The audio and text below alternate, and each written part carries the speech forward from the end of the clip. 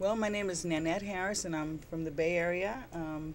I am a visual artist, and I paint blue people. Well, I'm actually from Oakland, California, Mm-hmm. and I started as a child. I remember being 3 years old, and I would always watch the cartoons on TV, but I could never get into the storyline because I was too busy looking at the creative part, so I would draw them. Really? Yes. At what age? I remember all the way back to 3 years old. Really? Mm-hmm. And what cartoons were you watching at that time? Fred Flintstone, Bugs Bunny, Porky Pig, Looney Tunes. Wow. And what was it about those cartoons that drew your attention? um, in my mind as a little girl, they were so real. You know, Hanna-Barbera, they were so real. Of course, George Jefferson, we're actually living that now. But it was kind of a fantasy for me of, a place where I could take myself when I would watch them. I'd just enter into another world. It was called My Creative World. It's almost like a fantasy, Exactly. but your creative world. And you started drawing the characters Yes. without Yes. training? Without training. Wow. So, from seeing the cartoons to starting to draw the characters, when did you decide, or how did you decide, this is what I want to do? I actually knew nothing else. I mean, I just, when I was born, I guess I was born an artist. Yeah. Excuse me. And I never liked TV. I just was never interested in audio visual. I enjoyed music. As a little girl, I would listen to opera, and my family thought I was quite strange then. Mm-hmm. But I was into the mood because music gives you different moods. It can set you in a different mood. And I'm left-handed. And so in my mind, everything was create from a little girl. That's great. Now, 3, you started. 5, did you say, Mom and Dad, I want to be an artist, I want to paint? When did you start taking classes? Did you ever take classes? Well, my parents, when their guests would come, I would sit and draw them. And I would just sit like in another room looking at what they were doing, and I just draw them, and then I go up to them and present it to them. And my mom and dad, they were amazed, so they put in my head as a little girl, when you get old enough, we're sending you to art college.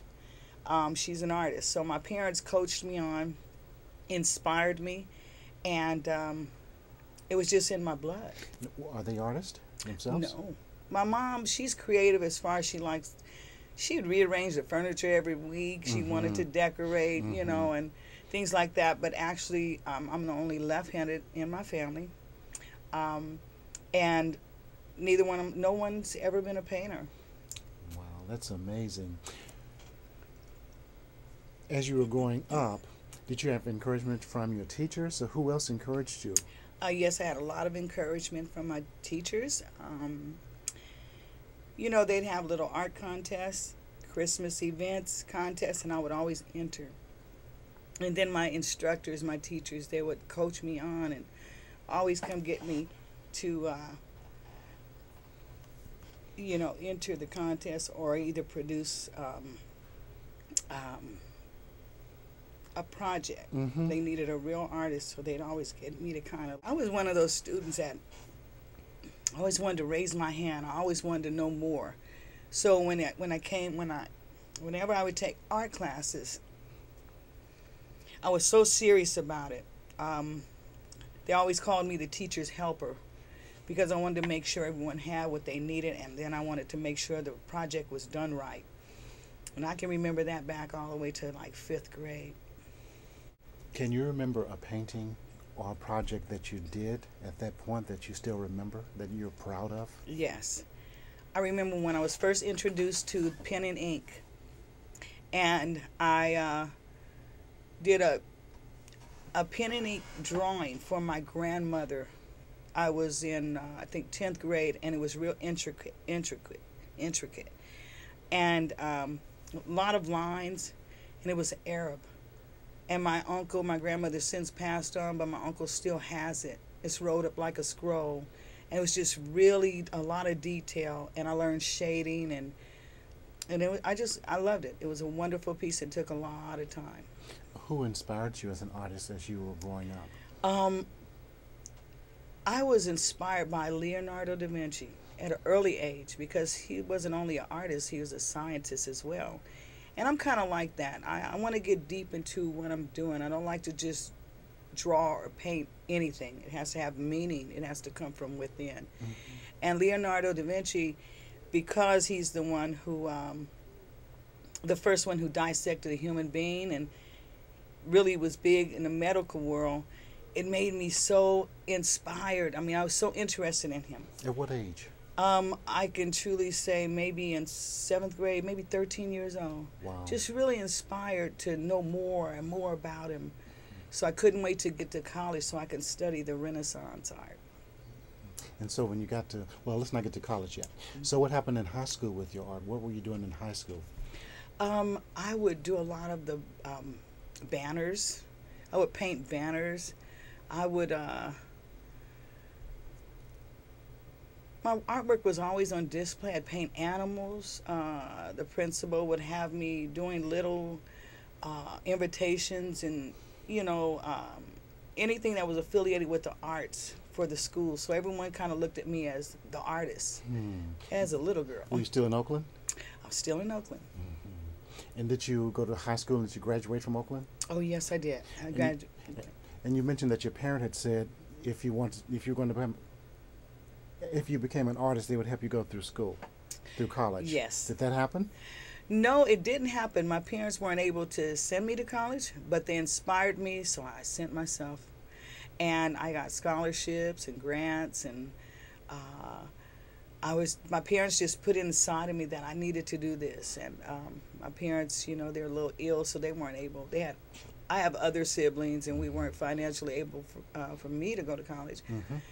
But because I loved school so much, and it was embedded in me as a young child, it was a goal, one of my life's goals. I have to do this. Were you the first in your family to go to college? I was the first and the only to go to college and graduate. And how many siblings do you have? I have 5 siblings, 2 sisters and 3 brothers. You have a small family. I've got 5 brothers and 5 sisters. Wow. It is, mine is small then. It didn't seem small growing up. I'm sure it's a matter of perspective. So you went to college, you graduated. Where did you go? I went to California College of Arts and Crafts. Mm-hmm. It has a new name now. Yes, it's called California College of the Arts. And you went to one over in I guess it was only in Oakland at that time. Yes, it was on Broadway and College Avenue. Very well, has a very good reputation. Yes, yes. Mm-hmm. And I went to school with a lot of foreigners. You know, they were all from other countries, so I felt like the foreigner. Mm-hmm. Being on campus and being privileged to be there because it was quite expensive. Yes, yes. And a lot of schools like that have a lot of international students. Yes. I had not a nephew, but a cousin who graduated from there also. A few years ago. So and to know that with the campuses here in the city now, that they've changed their names, changed their name, but still a wonderful, wonderful institution. Yes. You go back? Are you part of the Alumni Association? You know, yes, I haven't been affiliated or involved with them recently, but I keep up with everything. I receive all my letters, and I try to participate as much as I can. Now, earlier, you had mentioned that as I was discovering or trying to figure out what my favorite medium was, I was experimenting. And so I wanted to paint from inside. I wanted to paint from, I didn't want to copy any photographs. I wanted to paint from inside. Mm-hmm. And so it was given to me in a dream in 2006 that I should paint blue people because our blood is blue before oxygen. So I needed to paint people from the internal side of life so you would feel their spirit. So how did you find this out? It was in a dream. In the dream? It was given to me in a dream in 2006. I used to paint large animals and large flowers like Georgia O'Keeffe, and I wanted to be so realistic. And one day, I was praying. I said I need to paint from my feelings, and I was given a dream to paint blue people, and I was given the meaning that our blood was blue before oxygen. And I also enjoy saving my paint. I've been recycling my paint since 1993. Always had a need to want to chunk into it and sculpt with it on canvas. And so the dream just came to me, and I got up and I incorporated it. Wow. Now, did you do some research to find out the dream was true? I did, yes. I did. I went to consult several doctors, and yes, the blood is blue. Inside our bodies, the blood is blue. Inside our bodies And are when blue. oxygen hits it, it turns red. Yes. So, your painting blue is representative of? The internal side of life. Internal side of life. Mhm. Okay, good. Now, I also sort of see it myself as representing how we're all the same. That's right. The universality and how we're Yes. all brothers and sisters in Mhm. some ways. Now, talking about the blue, I have an example of your Michael Jackson. So let's let the audience see the Michael Jackson piece. Now, tell us about this piece. Where did this come from? Actually, the photograph does not exist. Mm-hmm. I was given a dream, again, or a vision to paint Michael Jackson. This is before his passing. 1 after. year before he passed. And my mind kept saying it. And finally I said, you know what, I'm going to do Michael. And I was actually working on Michael, painting Michael when he passed away. And I knew that it was a spiritual thing. My art is representing a spiritual side of life. So I'm dealing with the internal spirit. And so I took Michael's face from one picture, I took his body from another picture, and I actually recreated him, gave him the hair I wanted. The hair is sculpted with recycled paint, 3D. And I just wanted to play with him, and I wanted you to feel Michael and what he was really about, all that energy inside. And I think that really works. The gloves, how did you come up with the glove? You know, I actually incorporate math and science in my artwork. And so when I did that glove, I actually used real crystals. I had to make sure each crystal was equally spaced apart. And so I had to go in with my math and do some calculations and form his glove and make sure you could feel it. It was actually, you know, the movement. So the rhinestones just didn't sit there, but it almost looked like fabric, and they were embedded in the canvas. So when we see this live, you will see real crystals. Real crystals. Yes. Wow. Now what about his hair? His hair is, no one ever saw Michael wear his hair like that, but I really believe that internally Michael had feelings. And so I feel like this is my vision of, you know, I think he may have thought, wonder what, you know, I would look like. Michael changed a lot, but we never saw him like that. So I wanted to be able, I always felt I would meet him. I really believed I would meet him one day, and I guess this was my way of meeting him. I recreated him. So I wanted to kind of, you know, bring out the African-American part of Michael Jackson. Mm-hmm.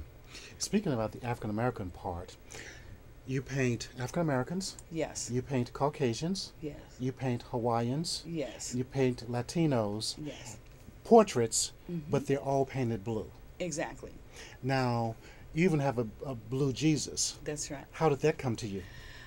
I had another vision. You know, when I paint, I do not paint a person or a character unless I am feeling them.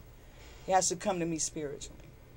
And so it came to my mind because I truly believe in Jesus, and I know that this is the reason why I'm painting what I am painting. I was told to do a blue Jesus. I did not have a photograph. I did not want to copy any other Jesus, but I wanted for the Spirit to allow me to portray him the way I saw him.